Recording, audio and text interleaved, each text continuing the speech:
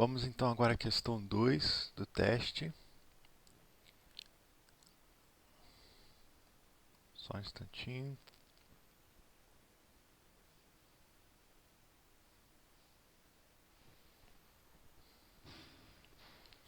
Que diz, considerando o conjunto A, que o conjunto do x pertence a z, tal que menos 2 é menor ou igual a x, que é menor ou igual a 2. Conjunto B, x pertence a n, asterisco, tal que x é menor que 5. Conjunto C, x pertence a z, tal que x é menor que ou igual a menos 1 é menor ou igual a x, que é menor ou igual a 1. E D, x pertence a z, tal que x maior ou igual a menos 3. Então, todos esses conjuntos são de números inteiros ou naturais, né? Não são intervalos, né? Um erro bastante comum que apareceu, não muito comum, mas que apareceu no teste foi o fato de que alguns alunos consideraram esses conjuntos como intervalos de números reais. Não são. Eles têm um número limitado de elementos. Os intervalos sempre têm infinitos elementos. Esses conjuntos não, eles têm um número limitado de elementos. Então vamos listar os elementos de cada um deles. Começando aqui pelo conjunto A, né? Vai ser o conjunto dos elementos inteiros que vão de menos 2 a 2. Então vai ser menos 2, menos 1, 0, 1, 2. O conjunto B, que é o conjunto dos naturais, sem o zero, por causa do asterisco, menores do que 5. Então nós vamos ter o 1, o 2, o 3, o 4. O 5 não entra.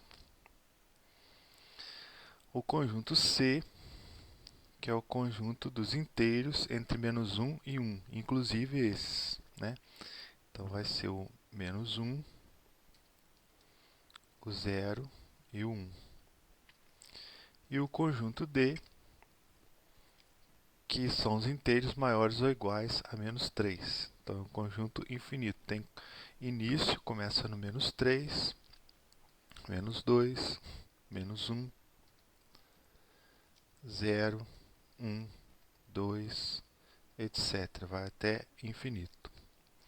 Certo? Então, a partir disso agora, vamos calcular as operações entre os conjuntos. Na letra A, pede que se faça a interseção de A com B. Lembrando, então, que a interseção é o conjunto dos elementos que são comuns ao conjunto A e também ao conjunto B. Então, olhando aqui, os elementos que aparecem nos dois conjuntos são o 1 e o 2. Então, a interseção de A com B vai ser 1 e 2. Certo? Agora, a união, na letra B.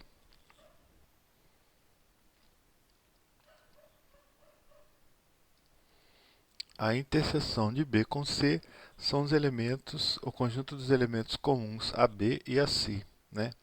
Então, o único elemento comum a B e C é o elemento 1.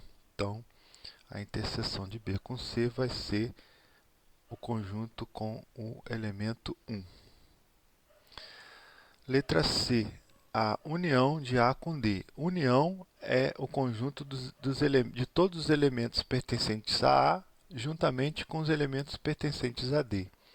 Então, aqui a gente vai ter, como A, né, ele é um subconjunto de D, ou seja, ele está contido em D, então a união de A com D vai ser o próprio D, que é o conjunto que contém o A, certo? Então, podemos dar como resposta o conjunto D. Ou então, simplesmente listar os elementos do conjunto D. A interseção de B com D vai ser o conjunto dos elementos que pertencem ao mesmo tempo a B e a D. Então, observando aqui os elementos de B e de D, a gente verifica que, como B está contido em D, então a interseção vai ser o próprio B, certo? Ou os elementos todos de B. Então, podemos dizer que é o próprio B. A união dos três conjuntos, como todos os conjuntos, tanto A quanto B quanto C, são subconjunto de D, ou seja, D contém todos os outros, então a união dos três conjuntos vai ser o próprio conjunto D. A interseção dos três conjuntos vai ser os elementos que pertencem aos três ao mesmo tempo, certo? Então, vamos fazer primeiro a interseção de A com B. A interseção de A com B, nós já vimos que contém os elementos 1 e 2. A interseção de A com B e com D é o próprio 1 e 2, certo? Então, a gente vai ter aqui, vai ser 1 e 2. Na letra G, pede que se faça D menos C, ou seja, nós vamos no conjunto D e tirar dele os elementos que pertencem a C. Então, como C tem os elementos menos 1, 0 e 1, nós vamos tirar esses três elementos e o restante vai ser D menos C.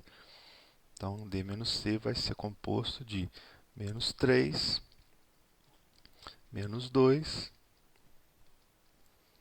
Aí retiramos o menos 1, 0 e o 1. Continuamos com o 2, depois vem o 3, depois vem o 4, depois vem até o infinito. Certo? E, finalmente, a letra H, que é o conjunto A união com B, né? Nós vamos retirar os elementos de D. Ora, se tanto A quanto B são subconjuntos de D, a união deles também é um subconjunto de D. E, portanto, se nós vamos retirar os elementos de D de A união com B, nós vamos retirar todos os elementos, porque todos eles são elementos de D. Então, vai sobrar quem? O conjunto vazio, ou seja, o conjunto sem nenhum elemento.